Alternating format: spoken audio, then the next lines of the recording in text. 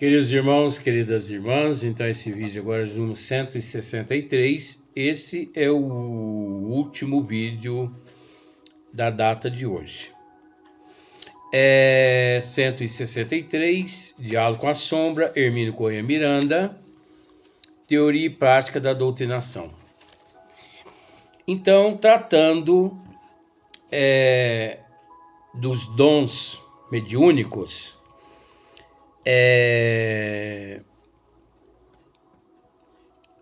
apontados por Hermínio Corrêa Miranda ao doutrinador, né?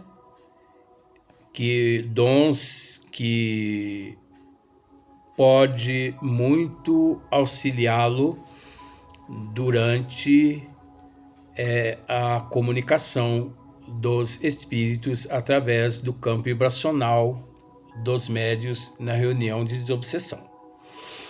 Então, por último aqui ele comenta a respeito da clareaudiência, né, que é a faculdade de ouvir os espíritos, e neste caso ouviria diretamente as instruções e recados do mundo espiritual que fossem de interesse para o seu trabalho. Por isso que Hermínio Miranda, ele opina dessa forma, né? O bom senso, é a lógica. Mas conforme já dissemos no vídeo anterior, isso não é obrigatório, né? Mas aquele doutrinador que quiser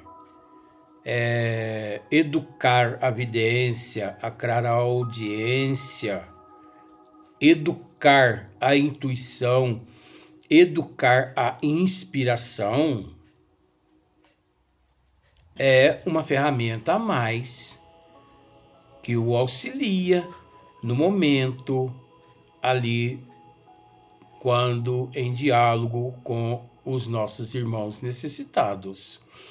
Pois Hermínio Miranda aqui está dizendo: neste caso, ouviria diretamente as instruções e recados do mundo espiritual que fossem de interesse para o seu trabalho.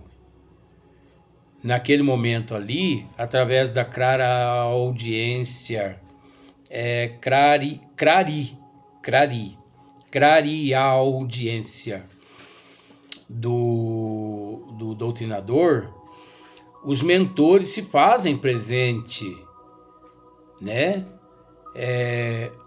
Orientando através da audição do doutrinador, orientando a respeito de tudo aquilo que minuciosamente, imperceptivelmente se passa na erraticidade naquele momento ali, durante o diálogo com aquele nosso irmão necessitado. Então, diretamente do mentor espiritual, fica muito mais fácil. Lembrando-se que é preciso lembrando-se que é preciso ter em mente que mesmo o doutrinador dotado de clareaudiência, claravidência, acho que também é clarividência, né? Vidência, né? Mesmo o doutrinador dotado de todas essas faculdades, de todos esses atributos, esses dons, ele sujeito a ser mistificado, a ser enganado, ele ali encontra-se. Ele encontra sujeito a ser enganado, a mistificado. Você entendeu?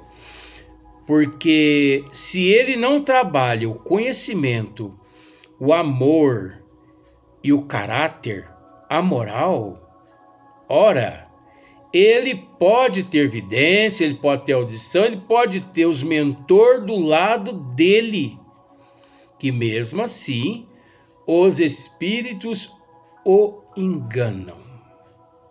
Os espíritos o enganam.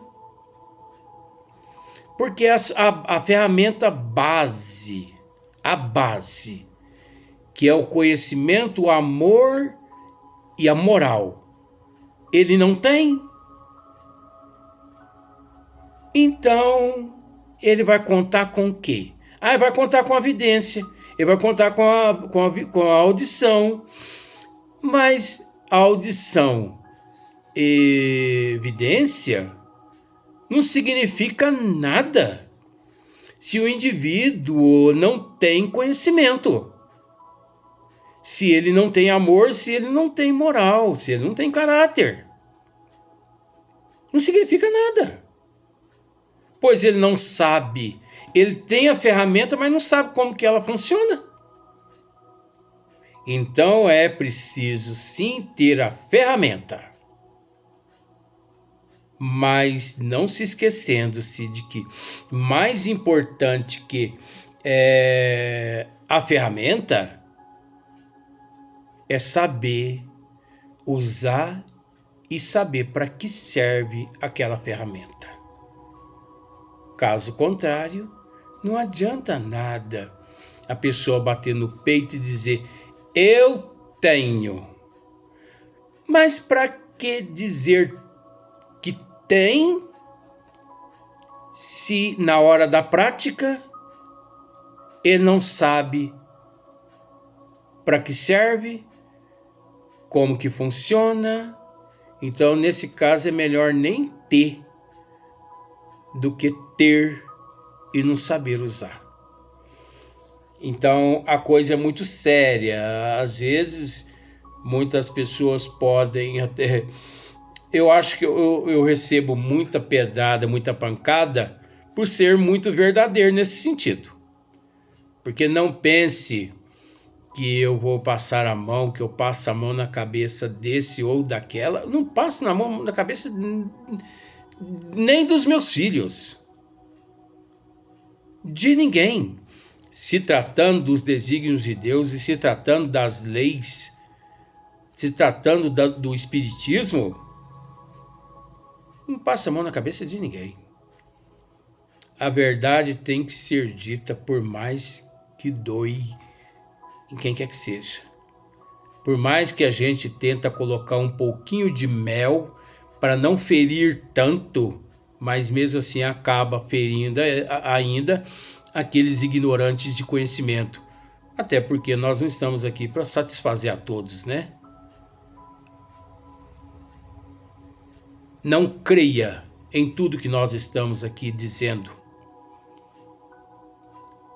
Analise tudo que nós estamos dizendo, recorre à doutrina dos espíritos, à literatura espírita, estude a literatura espírita e analise o que você achar que é conveniente à tua evolução, o teu conhecimento, guarde e põe em prática. O que você achar que não serve para nada, joga no lixo. Por quê? Porque nós também nos encontramos em processo de evolução e por esse motivo nós não somos perfeitos, porque perfeito é só Deus. Por mais que nos esforçamos, mas é preciso que a pessoa do outro lado, o telespectador, faça também a tua parte, porque se ele não fizer a parte dele, ajuda-te, que o céu te ajudará. Então, se a pessoa não auto se ajudar, ora, não é verdade? Então, isto, porém, não o coloca inteiramente a salvo de alguma palavra, olha só. É o que nós acabamos de dizer. Esses dons todos não colocam o doutrinador a salvo de todo o processo. Soprada desavisadamente que o leve a falsos caminhos. Agora nós passamos para a página de número 76. Creio, poder afirmar que não seria desejável qualquer forma de mediunidade que colocasse o dirigente ou o doutrinador em estado de inconsciência. Muito prudente Hermínio nesse momento. Creio poder afirmar que não seria desejável qualquer forma de mediunidade, quer dizer, de dons mediúnicos, que colocasse o dirigente ou o doutrinador em estado de inconsciência. Ele precisa manter-se lúcido durante todo o período de trabalho. O que Hermínio está dizendo aqui? Nós já tratamos desse assunto em outros vídeos, eu não sei se você se lembra, justo agora que meu olho começou a coçar, mas não tem problema. Eu não sei se você se lembra, em outros vídeos, muitos doutrinadores, eles, na impossibilidade de diálogo com aquele espírito ali no campo vibracional do médium, ele permite que os mentores, através dele, se manifeste, através do campo vibracional dele, se manifeste para doutrinar aquele espírito. Isso é mistificação. Isso é apócrifo. Se você frequenta alguma casa espírita onde o doutrinador, eu vou usar esse termo para ficar fácil, onde o doutrinador ele permite que o mentor da casa o incorpore para poder doutrinar algum espírito, tome cuidado, porque isso é charlatanismo, isso é mistificação. Isso a doutrina dos espíritos abomina. Ela nos orienta para tomar muito cuidado com esse fator, porque ele é inexistente. Podendo, é óbvio que ele é existente, mas ele não é adequado aos trabalhos mediúnicos de desobsessão. O doutrinador permitir que algum espírito presente se manifeste através dele, doutrinador, para poder doutrinar aquele espírito. E também é inexistente que o doutrinador recorra. Eu estou dizendo isso por experiência própria minha, porque eu já presenciei isso em algumas casas espíritas, inclusive em São Sebastião do Paraíso. É lógico, moro aqui, então eu falo que já vi, que já presenciei. Então, quantos doutrinadores, se vendo na impossibilidade de dialogar com determinados espíritos, recorrem a determinados médiuns da seguinte forma. Por exemplo, Gertrudes. Gertrudes é a médium, só para você entender. Pois não.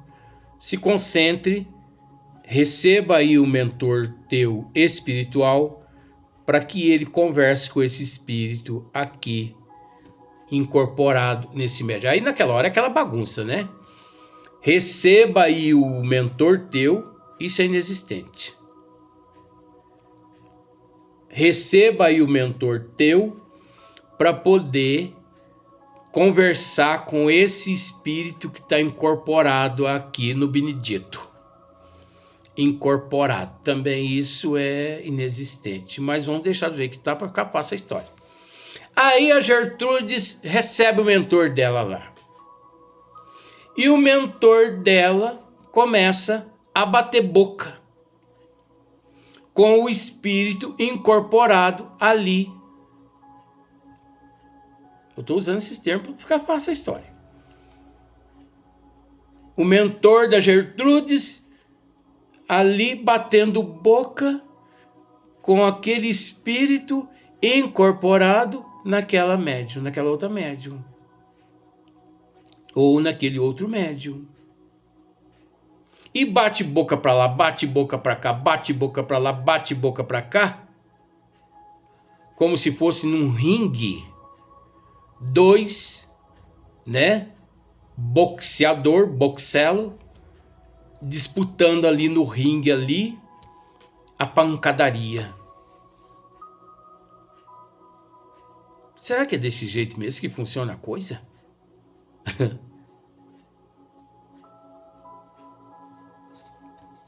Jamais. Não é dessa forma. Esses que permitem ser dessa forma não estudaram o espiritismo, né? Não estudaram as obras básicas. Eles começaram a construir o edifício de cima para baixo e não de baixo para cima.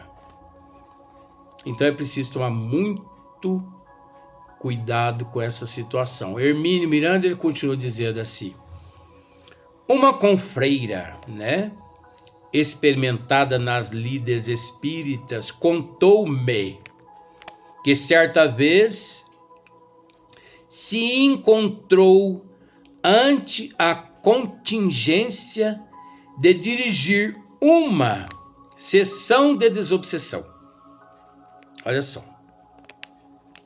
Uma amiga dele, né, uma confreira, né, uma pessoa, né, relutantemente concordou em assumir o cargo, né? Relutantemente, essa amiga dele concordou em assumir o cargo de doutrinar ali naquela noite, né? Pois temia que sua ostensiva mediunidade, né, de incorporação interferisse com a boa marcha do trabalho. Então veja bem, essa amiga dele, ela era portadora da ostensiva mediunidade de incorporação, né? Tá certo, vamos por esse lado. Ela temia que essa ostensiva mediunidade de incorporação dela interferisse com a boa marcha do trabalho. Mas mesmo assim, ela aceitou. Realmente, foi o que aconteceu, né? Mesmo assim, mesmo temendo, ela aceitou. Isso é falta de caridade. É falta de caridade. Até para fazer caridade, nós temos que ter conhecimento. Caso contrário, é imprudência, é falta de bom senso, é falta de responsabilidade, é falta de amor no espiritismo, é falta de compromisso. Ah, porque eu sou caridoso ou caridosa. Não é por aí. Então, ao iniciar a tarefa do diálogo com o espírito manifestante, começou a sentir-se envolvida. Ela começou a ser envolvida. Perdeu o fio da conversação e, sentindo-se girar como um parafuso, disse ela. Daí a pouco estava, por sua vez, também incorporada. Eles estão usando esse termo incorporada, incorporação. Eu estou deixando para poder seguir a história aqui. Então, daí a pouco, ela também estava incorporada, criando certo pânico na sessão. Depois dessa experiência, ela passou a recusar com firmeza qualquer solicitação para funcionar como doutrinadora, dedicando-se a outras atividades tão nobres quanto essa, para as quais estava perfeitamente preparada. Com a abençoada mediunidade de cura, suponho que, por isso, a faculdade mais comumente encontrada num doutrinador é precisamente a intuição. Então, você percebeu? Quando aqui levamos ao conhecimento do telespectador que o doutrinador, ele não deve, Ele não deve ser um médium ostensivo, psicofônico. É por esses motivos. Conforme Hermínio Miranda que recomenda, apenas a intuição, se possível, a audição, a vidência, se possível, se não, isso não é necessário também. Mas jamais ostensiva, psicofonia. Jamais ostensiva psicofonia. Psicofonia ostensiva, como queira. Que é aquele médium que cede o seu campo vibracional através da faculdade psicofônica. Então, esse deve correr do convite feito por alguém a doutrinar um espírito. Você é médium psicofônico, na casa que você trabalha, você atua como médium psicofônico nos trabalhos de desobsessão, mediúnicos de desobsessão? Sim. Quando te convidarem, Sebastião, você podia hoje doutrinar. Não aceita. Não aceita porque depois que você ali estiver, esses espíritos galhofeiro, mistificador, charlatões, eles te imantam de uma forma tão terrível que você não consegue encontrar o fio da linhada. Aí você me faz aquela pergunta: mesmo nos trabalhos sérios, Luiz, isso acontece mesmo? Mas os mentores estão ali para quê? Eles não podem proteger o doutrinador desse processo todo? Não se esqueça, meu bem, que quem agiu com imprudência primeiro foi o médium ostensivo, psicofônico, que aceitou uma responsabilidade que não se encontra à altura dele, médium. Ele não é doutrinador. Então ele baixou o padrão vibratório primeiro, sendo vaidoso, egoísta. É aquele vaidoso que quer mostrar que é insubstituível. Não, eu sou pau para toda obra. Eu dou conta dos trabalhos. Deixa comigo. Então, se ele é responsável por implantar aquela desordem nos trabalhos, os mentores da casa, eles podem fazer o que em prol daquele indivíduo? Se ele que agiu com irresponsabilidade. Então, se você plantou o jiló, meu bem, coma o jiló depois que você colher. Se o doutrinador plantou aquela bagunça, cabe a ele resolver aquela bagunça. Não cabe aos mentores espirituais. Aí as pessoas ficam lá: Bezerra de Menezes, Eurico Barçanufo, Joana de Anjos, Meimei, Alta de Souza, Sheila, me socorre. Mas por qual motivo socorrê-lo? Se ele mesmo plantou aquela desordem, através da irresponsabilidade, da indisciplina, qual é a tua função na casa? Médio psicofônico. Você é doutrinador? Não. E também vice-versa, tá? Também vice-versa. Então, é preciso responsabilidade.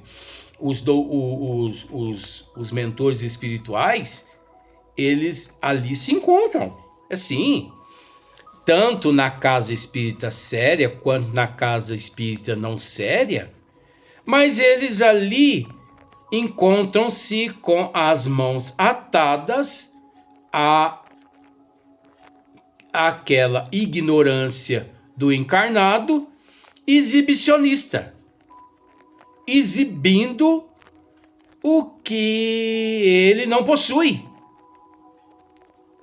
Ué, se a pessoa não possui, se ele age daquela forma, os mentores que têm que socorrê-lo depois?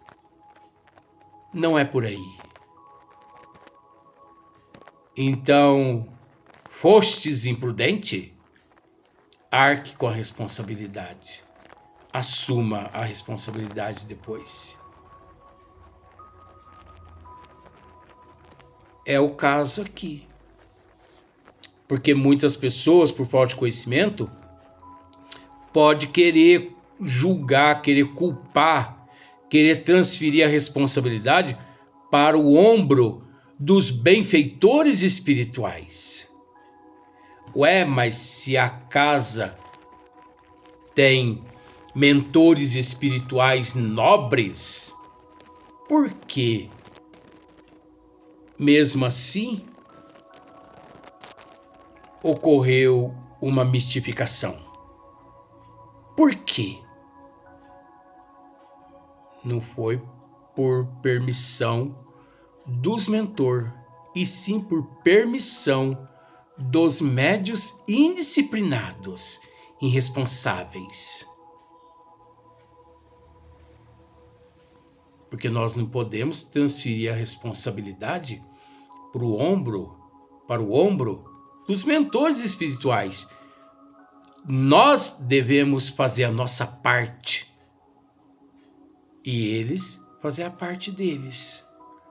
Agora, a partir do momento que nós extrapolamos além, ora, que tenhamos também, né, a humildade, vamos assim dizer, para não dizer outro termo, que tenhamos a humildade também de solucionar aquele problema, resolver aquele problema, já que nós plantamos, é responsabilidade nossa de colher.